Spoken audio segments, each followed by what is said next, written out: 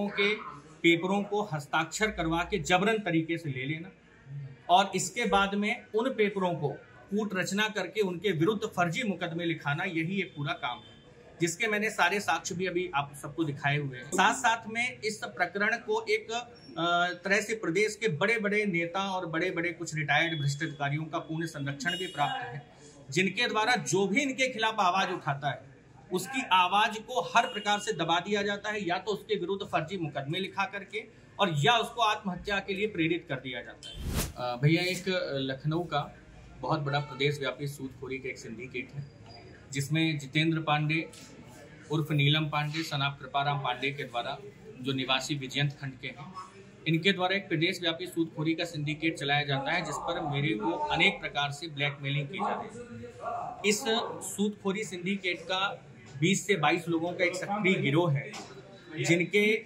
पास में केवल लोगों के पेपरों को हस्ताक्षर करवा के जबरन तरीके से ले लेना और इसके बाद में उन पेपरों को कूट रचना करके उनके विरुद्ध फर्जी मुकदमे लिखाना, यही एक पूरा काम है, जिसके मैंने सारे साक्ष्य भी अभी आप सबको दिखाए हुए हैं। साथ साथ में इस प्रकरण को एक तरह से प्रदेश के बड़े बड़े नेता और बड़े बड़े कुछ रिटायर्ड भ्रष्ट अधिकारियों का पूर्ण संरक्षण भी प्राप्त है, जिनके द्वारा जो भी इनके खिलाफ आवाज उठाता है उसकी आवाज को हर प्रकार से दबा दिया जाता है, या तो उसके विरुद्ध फर्जी मुकदमे लिखा करके और या उसको आत्महत्या के लिए प्रेरित कर दिया जाता है।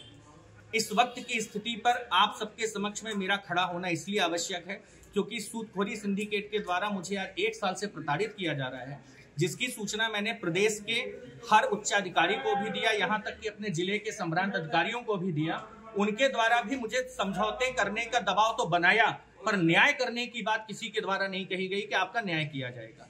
इसलिए मैंने जिला कोर्ट में जाकर के अपनी बात की शिकायती प्रार्थना पत्र दिया, सारे साक्ष्य उनके पास रखे और उनके आदेश पर यह मुकदमा इस सिंडिकेट के ऊपर पंजीकृत हुआ है।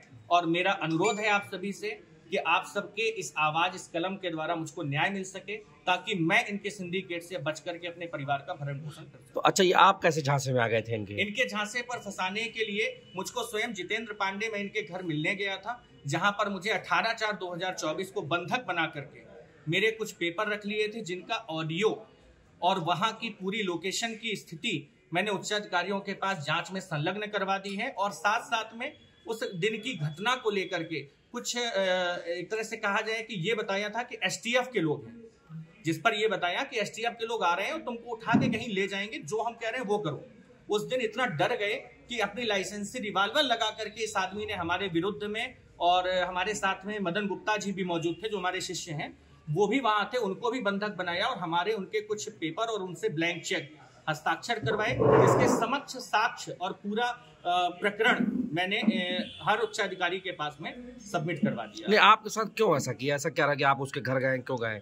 घर केवल एक समझौता करवाने के लिए गया था। ये जो हमारे शिष्य मदन गुप्ता जी हैं, ये काफी समय से उनको प्रताड़ित कर रहे हैं, उनके समझौता के लिए गया। लेकिन मुझे ये नहीं पता था कि इसकी आपराधिक मानसिकता इतनी ज्यादा हो चुकी है कि ये उनके साथ साथ मुझको भी बंधक बना लेगा वहां। उनका किस बात का विवाद था? क्या समझौता था? उनका विवाद कुछ नहीं है। उनका ये है कि इनके बीच में कुछ व्यापारिक लेन देन हुआ है और व्यापारिक लेन देन के तहत में इन्होंने ब्याज में पैसा दिया है और उस ब्याज के पैसे के साथ में अतिरिक्त ब्याज से पैसा भी वसूल लिया और एक गारंटी के रूप पर एक भंडारण बालू का करवाया था, उस पे भी कब्जा करके बेच लिया। और जिस रकम की 3,08,00,000 रुपए की जो लागत थी, उसको समथिंग 6 करोड़ के समथिंग इनके द्वारा वसूल लिया गया। और उसके ऊपर और हमारे ऊपर एक जालसाजी गिरोह को दिखाते हुए इस वक्त की स्थिति में आपराधिक मुकदमे पंजीकृत कराने के लिए तरह तरह से प्रार्थना पत्र जगह जगह थाने पर दिए जा रहे हैं। तो आपको किस तरीके से प्रताड़ित किया है? कितनी जगह मुकदमा लिखा है आपके खिलाफ? वर्तमान स्थिति पर मेरे ऊपर में 3 से 4 मुकदमे पंजीकृत करवाने के लिए इनके द्वारा